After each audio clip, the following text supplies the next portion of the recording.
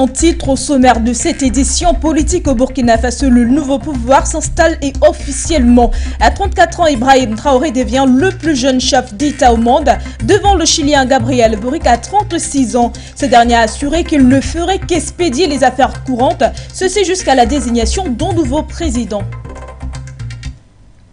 Mesdames, Messieurs, bienvenue au grand journal de l'information sur les antennes de For You Télévision. Nous vous l'annoncions justement en titre. Donc au Burkina Faso, la capitale Ibrahim Traoré a officiellement été désigné président de la République. Après donc le coup d'État qui a donc engendré la démission du lieutenant-colonel Paul-Henri Sandaogo Damiba, c'était le vendredi 30 septembre 2022. Le capitaine Traoré a officiellement été nommé chef d'État et des forces armées. C'était le mercredi 5 octobre 2022. L'annonce a été faite au Burkina Faso dans un communiqué officiel à la télévision nationale. Les détails sont contenus dans ce reportage. Ibrahim Traoré, prend les rênes d'un État meurtri par la guerre depuis 2015 et qui a vécu pas moins de 2 coups d'État en seulement 8 mois. L'état-major général des armées et le chef d'état-major d'armée. Le président du mouvement patriotique pour la sauvegarde et la restauration assure les fonctions de chef de l'État, chef suprême des forces armées nationales. Il est garant de l'indépendance de la magistrature. En cas d'empêchement du président, ses pouvoirs sont exercés par le premier vice-président et le cas échéant par le deuxième vice-président. Cette déclaration a été lue mercredi 5 octobre 2022 par le capitaine Farouk Azaria Sorgo, porte-parole du MPSR, le parti au pouvoir lors d'une émission spéciale à la télévision nationale. L'acte adopté mercredi précise également qu'en attendant la mise en place des organes de la transition, le MPSR est garant de l'indépendance nationale, de l'intégrité du territoire, de la permanence et de la continuité de l'État, du respect des traités et accords internationaux auxquels le Burkina Faso est parti. La constitution suspendue après le punch de vendredi a été rétablie et s'applique à l'exception de ses dispositions contraires à l'acte fondamental. Ainsi donc, le désormais connu de tous Ibrahim Traoré, 34 ans, devient le plus jeune chef d'État au monde devant le Chilien Gabriel Boric, 36 ans. Il prend la tête d'un État meurtri par la guerre depuis 2015 et a, en partie, justifié son coup de force en reprochant à son prédécesseur Damiba la dégradation continue de la situation sécuritaire, les attaques régulières de groupes armés affiliés à Al-Qaïda et au groupe État islamique ont fait des milliers de morts et provoqué le déplacement de quelques 2 millions de personnes. Une majorité du territoire échappe au contrôle de l'État, notamment du côté des frontières avec le Mali et le Niger. Et puis parlons de toute autre chose à présent. Nous sommes du côté du Mali et bien sûr réunis avec la Guinée. Première réunion du C1T de la session du mois d'octobre. Pour cette fois donc la réunion du bureau du Conseil national de la transition du Mali a donc élargi l'accès aux membres de la délégation guinéenne. Les précisions sont contenues dans ce reportage. Généralement réunis autour du président, du vice-président, des secrétaires parlementaires, la réunion du bureau du Conseil national de transition du Mali a pour cette fois élargi l'accès aux membres de la délégation guinéenne. Sur table, programmation des projets de loi déposés par le gouvernement malien et divers autres sujets. C'était une rencontre très instructive. Et je me suis senti dans ma salle de réunion du bureau. Je n'ai même pas su que j'étais au Mali. Et tellement que l'atmosphère était détendue, conviviale, tous les membres de ma délégation ont eu l'opportunité de prendre la parole, de donner des idées, de faire des contributions. Alors, je pense que ce qui a commencé à Conakry, qui se poursuit à Bamako, doit être compris par nos différents peuples comme une volonté inaliénable de nos 2 États et de nos 2 peuples à se mettre ensemble pour relever les défis de développement. Tout un symbole dans le cadre de la coopération entre les parlementaires transitoires de ces 2 pays voisins ouest-africains. On a fait une réunion de bureau parlementaire en bonne et due forme, sans censure. Et nous avons abordé les questions de l'ordre du jour et toutes les questions qui étaient, notamment l'examen des projets de loi qui sont soumis à l'appréciation du CNT du Mali. Nous avons abordé les sujets d'information et nous avons abordé également les autres comptes rendus. Toutes les questions ont été débattues, point par point, avec une participation des deux délégations. Et nous avons appris dans l'action. Apprendre dans l'action, ça veut dire les petites erreurs ou les petits manquements qu'on avait à Conakry dans la conduite de nos travaux, on vient de les corriger. Mais deuxième chose, nous avons apporté aussi notre part de contribution pour une meilleure qualification du travail au CNT Mali. Ici, le but principal est de cimenter davantage les liens fraternels et amicaux entre Guinéens et Maliens, des liens nourris et entretenus par les colonels Mamadi Doumbouya et Assimi Goïta. Plusieurs autres sujets d'intérêt commun ont été débattus entre les conseils nationaux maliens et guinéens. Cette rencontre constitue un point de départ d'une série d'activités qui sera menée conjointement entre les deux institutions législatives. Avec cette initiative, les autorités des deux pays entendent imprimer une nouvelle dynamique qui favorisera l'intégration sociopolitique, économique et même culturelle. Le Mali et le Kremlin, une nouvelle fois au téléphone. Vladimir Poutine et le colonel Assimi Goïta ont échangé sur l'acheminement des engrais en Afrique, notamment au Mali. Et de même, au cours de ces échanges, le président russe a donc profité pour revenir sur les coopérations bilatérales entre le Mali et le Kremlin. À cette occasion, justement, Vladimir Poutine a donc profité pour inviter le président malien au sommet africain qui se tiendra bien sûr en été prochain. Prenons donc plus de précisions dans ce reportage signé Koumabité. Conakry, le mardi 4 octobre 2022, la deuxième journée du procès en cours des massacres du 28 septembre 2009 se poursuit. Appelé à la barre, l'ancien président guinéen et principal accusé dans cette affaire ne s'est pas longuement expliqué devant les juges. Il a juste plaidé non coupable des faits à lui reprocher. Avant que l'audience ne s'enlise, la Cour a eu à demander pour une première fois à un accusé parmi les 11 inculpés s'il reconnaissait les faits. Le commandant Moussa Traoré a répondu qu'il plaidait non coupable. Les massacres du 28 septembre 2009 font référence à l'un des événements les plus meurtriers qu'ait connu la Guinée. Au moins 157 personnes avaient perdu la vie suite à des actions de l'armée qui avaient ouvert le feu sur des partisans de l'opposition qui manifestait au SAD du 28 septembre de Conakry. Moussa Dadis Camara et plusieurs de ses anciens ministres sont jugés dans cette affaire dont le procès justifie la présence en Guinée de l'ancien président qui fut durant plus de 12 ans en exil.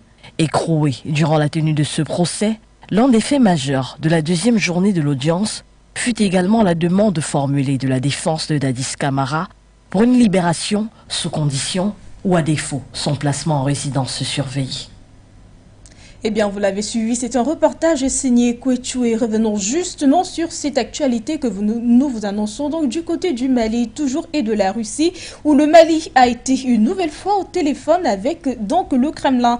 Vladimir Poutine et le colonel Assimi Goïta ont donc échangé sur l'acheminement des engrais en Afrique, notamment au Mali. De même, au cours de ces échanges, le président russe a donc profité pour revenir sur les coopératives bilatérales entre le Mali et le Kremlin. À cette occasion, justement, Vladimir Poutine a donc profité pour inviter le président malien au sommet africain qui se tiendra en été prochain. Koumabité revient ici pour plus de précisions. Au téléphone, le Kremlin et Bamako se sont entretenus. Des échanges plutôt fructueux. Au cours de la conversation entre les deux homologues, le président de la Russie a affirmé vouloir distribuer des engrais au Mali. Des engrais bloqué à cause des sanctions occidentales depuis le début de la guerre entre l'Ukraine et la Russie. Un partenariat salutaire pour Bamako. En effet, depuis le mois de septembre dernier, le président Vladimir Poutine avait affirmé que ces cargaisons d'engrais, malgré l'accord conclu entre Moscou et Kiev, pour permettre l'exportation des céréales ukrainiens des ports de la mer Noire et restait coincé dans les ports de l'Union européenne. Selon les informations, le Mali serait en voie de combler son besoin d'engrais d'environ 300 000 tonnes. Ainsi, les dirigeants russes et maliens réaffirment ainsi leur volonté à renforcer davantage leur coopération dans le domaine de la sécurité afin d'éradiquer les groupes terroristes sur le territoire malien. Et puis, Conseil des ministres, le président Macky Sall fait son bilan. Au Sénégal, dont le président Macky Sall préside le Conseil des ministres. Il a donc fait, c'était le 5 octobre 2022. Au sorti de ces assises, le président est donc revenu sur plusieurs points importants, plans et adressé bien sûr ses encouragements à toute la communauté éducative du pays. Et dans ce reportage, Mamouto nous fait le compte rendu. Le président de la République sénégalaise Macky Sall a présidé le Conseil des ministres le 5 octobre 2022 au Palais de la République. Durant l'assise, le président a formé des prières avec l'ensemble de la nation pour un Sénégal de paix et de prospérité et par ailleurs informé le Conseil de sa visite de courtoisie au calife général des Tidianes. Il a réitéré ses directives au gouvernement dans le cadre des diligences à accomplir pour l'assistance habituelle aux différentes familles religieuses du Sénégal durant le Maouloud. Abordant la rentrée scolaire, Macky Sall a adressé ses encouragements et ses meilleurs vœux à toute la communauté éducative du Sénégal, en rappelant les efforts exceptionnels consentis ces dernières années par l'État par la construction et l'équipement d'écoles, collèges, lycées et des salles de classe, mais également le recrutement d'enseignants et la révalorisation notable de leur rémunération, améliorant ainsi leurs conditions de travail. À cet égard, il a demandé au Premier ministre et aux ministres concernés de veiller au respect du quantum horaire et la qualité du système éducatif en vue de consolider l'école de la réussite de l'excellence. Abordant la vision de la nouvelle protection civile, le chef de l'État a exprimé sa volonté de donner un nouvel élan à la politique de protection civile dont la mise en œuvre doit s'adosser à une stratégie résiliente et consensuelle, à un cadre juridique et institutionnel rénové et renforcé, à des ressources humaines bien formées, motivées et prêtes à servir et agir avec anticipation et efficacité sur l'ensemble du territoire national. Revenant sur le projet de loi de finances pour l'année 2023, le chef de l'État s'est félicité de l'évolution favorable du budget de l'État, dont la projection pour l'année à venir est arrêtée à plus de 6 400 milliards de francs CFA. Cette amélioration budgétaire est portée par une croissance projetée à 10,1% à la faveur du début d'exploitation des hydrocarbures. Et puis 8 ans de prison ferme pour bien sûr Saïd Bouteflika. Saïd Bouteflika, frère et ancien conseiller du président algérien déchu Abdelaziz Bouteflika, vient d'être condamné à une peine de 8 ans de prison ferme par la cour d'appel d'Alger. Il avait été arrêté en 2019 pour plusieurs chefs d'accusation, parmi lesquels son implication dans l'affaire du financement occulte et bien sûr de la compagne de son frère et par ailleurs ancien président qui s'apprêtait bien sûr à briguer un 5e mandat et ce malgré son état de santé. C'est justement ce que nous dit Kouetchou dans ce reportage. Saïd Bouteflika, l'ancien conseiller à la présidence algérienne, a été condamné le 5 octobre à une peine de 8 ans de prison ferme pour son implication dans des affaires liées à la corruption. La cour d'Alger a confirmé ainsi le verdict prononcé en première instance à l'encontre de l'ancien conseiller de son frère, l'ex-président Abdelaziz Bouteflika, poursuivi dans l'affaire de financement occulte de la campagne électorale de la présidentielle annulée d'avril 2019. Le verdict de première instance, prononcé par le pôle pénal économique et financier du tribunal de Sidi Mohamed à Alger, contre l'ancien homme d'affaires Ali Haddad, a été également confirmé. Saïd Bouteflika et Ali Haddad sont poursuivis dans cette affaire pour blanchiment d'argent, trafic d'influence et défaut de déclaration de biens.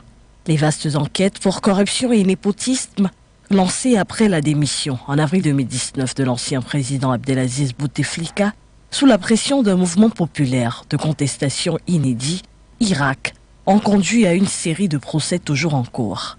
Plusieurs personnalités et anciens responsables politiques, ainsi que de puissants patrons de hauts fonctionnaires et hauts gradés de l'armée, sont jugés dans le cadre de ces procès. Ils sont poursuivis, notamment pour corruption et enrichissement illicite. Merci à vous, Kouichou. Et puis sortons par la SEMAC, marché financier. Le nouveau règlement portant organisation et fonctionnement du marché financier en Afrique centrale est désormais disponible. Eh bien, le texte de 61 pages et de 289 articles vient de remplacer celui de 2009 qui affichait déjà de nombreuses insuffisances. Au vu de l'évolution du secteur et même des besoins de ces acteurs. Et ici, justement, dans ce reportage, Gala Ebokéa revient pour plus de précision. La zone SEMAC vient de se doter d'un nouveau socle juridique pour encadrer le fonctionnement du marché financier. Le texte qui a été rendu public cette semaine par la COSUMAF, le gendarme du marché financier dans la région, intègre de nouveaux produits financiers comme les jetons ou actifs numériques. Ils intègrent également les prestataires de services actifs numériques, des professionnels d'investissement agréés pour offrir ces services. Leur champ d'action tourne autour de la conservation d'actifs numériques pour le compte d'un tiers, achat ou de vente d'actifs numériques en monnaie ayant cours légal, l'exploitation d'une plateforme d'actifs numériques. Avec son nouveau règlement, la COSUMAF se met au diapason d'autres régulateurs comme l'AMF en France, qui a intégré ses actifs depuis 2018 et octroyé à ce jour une trentaine d'agréments. Elle vient surtout sortir l'activité de la clandestinité et intervient au moment où les citoyens de la région manifestent de plus en plus un intérêt particulier pour les crypto-monnaies. Pour les amoureux de la finance digitale, il faudra encore attendre un moment, le temps pour la COSUMAF d'élaborer un texte d'application qui précisera à la fois les conditions de délivrance d'agréments des PSAN, mais aussi le type et le fonctionnement des actifs agréés. Dès lors, il deviendra possible de procéder à un appel public à l'épargne en émettant des crypto-monnaies. Ce nouveau cadre réglementaire entre en vigueur au moment où le sujet fait des émules dans la région avec l'adoption par la République centrafricaine du Bitcoin et du Sangocoin comme monnaie ayant cours légal aux côtés du franc CFA. Un projet pour lequel la Commission bancaire d'Afrique centrale avait marqué sa désapprobation en interdisant en début mai 2022 aux banques et aux autres établissements de crédit de souscrire ou de détenir, d'échanger ou de convertir pour leur propre compte ou pour le compte des tiers, les crypto-monnaies ou monnaies virtuelles de quelque nature que ce soit. Il sera donc intéressant de voir comment les deux régulateurs s'ajusteront sur cette épineuse question. Si la COBAC voit en la crypto-monnaie une monnaie concurrente au franc CFA, la COSUMAF considère les offres de placement et d'investissement en lien avec les crypto-monnaies comme des opérations relevant de l'appel public à l'épargne, ce qui relève de fait de sa compétence. Et puis nous sortons définitivement par la Éthiopie, guerre du Tigré. L'Union africaine convoque des pourparlers. Une lueur d'espoir apparaît après 2 ans de conflit armé dans le Tigré en Éthiopie. Le gouvernement éthiopien a répondu favorablement à l'invitation de l'Union africaine à des prochains pourparlers de paix et affirme par ailleurs être prêt à respecter une cessation des hostilités immédiates et mutuellement accepter, ceci afin de créer une atmosphère favorable. Le reportage et les détails sont contenus dans ceci avec vous et Mamuto. Le gouvernement éthiopien a annoncé dans un communiqué avoir répondu favorablement à l'invitation de l'Union africaine à des prochains pourparlers de paix avec les rebelles de la région du Tigré. Les autorités rebelles du Tigré en conflit avec le gouvernement fédéral éthiopien n'ont pas répondu dans l'immédiat. Nous communiquerons les détails au moment opportun en consultation avec les parties, a déclaré Eba Kalondo, porte-parole du président de la Commission de l'Union africaine, Moussa Faki Mahamat. Après 5 mois de trêve qui avaient laissé entrevoir des espoirs de négociation de paix, les combats ont repris le 24 août 2022 dans le nord de l'Éthiopie entre les rebelles tigréens et l'armée fédérale éthiopienne, épaulée par des forces des régions frontalières du Tigré et passées de l'Érythrée.